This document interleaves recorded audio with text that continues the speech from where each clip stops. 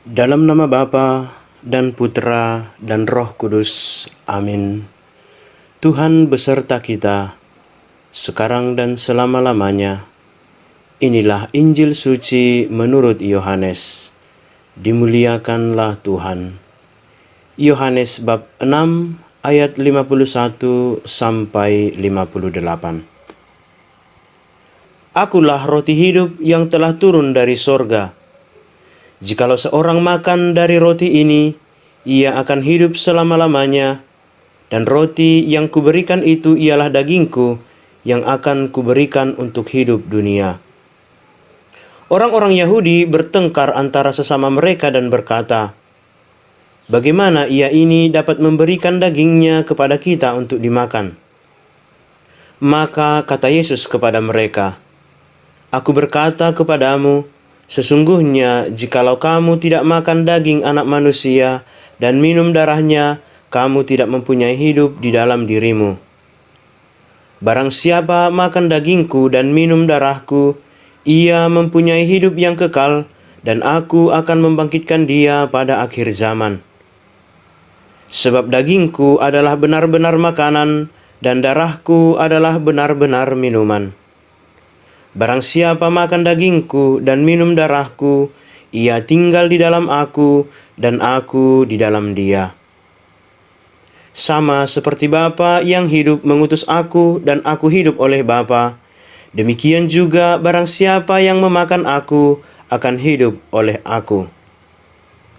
Inilah roti yang telah turun dari sorga, bukan roti seperti yang dimakan nenek moyangmu dan mereka telah mati.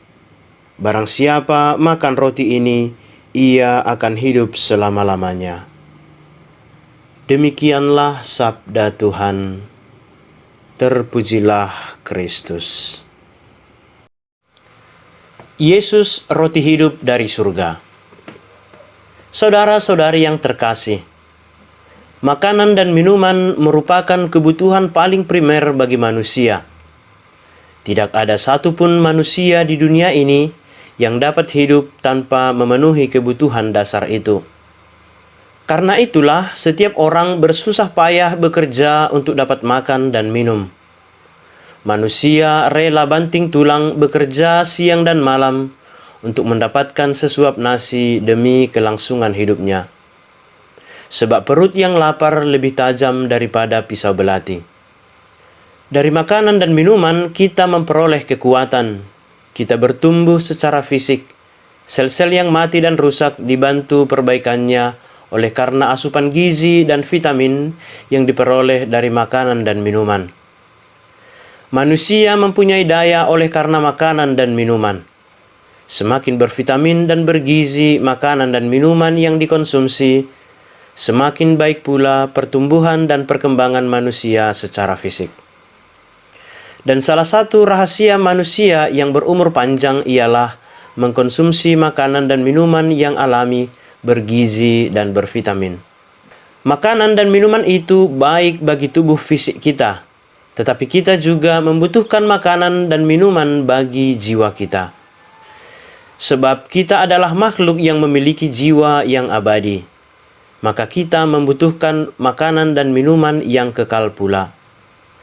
Makanan dan minuman yang dapat hancur dan rusak serta bersifat sementara tidak bisa menjadi makanan dan minuman bagi jiwa kita yang bersifat abadi. Yesuslah santapan bagi jiwa kita. Pada hari raya tubuh dan darah Yesus hari ini, Yesus menegaskan bahwa dialah roti hidup yang telah turun dari surga.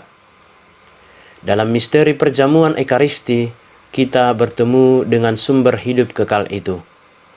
Tubuhnya adalah makanan dan darahnya adalah minuman bagi jiwa kita. Kita percaya bahwa setiap kali kita makan daging Yesus dalam rupa roti atau hosti dan minum darah Yesus dalam rupa anggur, kita mempunyai hidup yang kekal. Dasar keyakinan ini ialah sabda Yesus sendiri. Setiap orang yang menyambutnya dalam rupa roti dan anggur, ia tinggal di dalam Yesus, dan Yesus pun tinggal di dalam dia. Yesus hidup oleh Bapa yang telah mengutusnya. Dan kita pun hidup oleh Yesus yang kita terima sebagai makanan bagi jiwa kita. Makanan dan minuman abadi ialah tubuh dan darah Yesus dan melakukan sabdanya setiap hari. Itulah panggilan jiwa kita. Ekaristi adalah sumber dan puncak iman kita, fons et culmen. Kita mengenangkan sengsara, wafat, dan kebangkitannya setiap kali kita merayakan Ekaristi. Ia menyerahkan seluruh jiwa raganya demi keselamatan kita.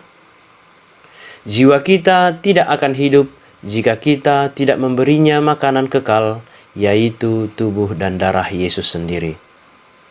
Saudara-saudari yang terkasih, sebagai refleksi kritis pada hari raya tubuh dan darah Kristus hari ini, marilah kita melihat ke dalam diri kita.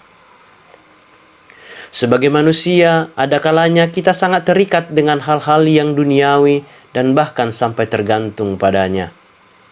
Pagi, siang, sore, dan malam kita bekerja mencari nafkah bagi tubuh kita, tetapi sering lupa mencari nafkah untuk jiwa kita.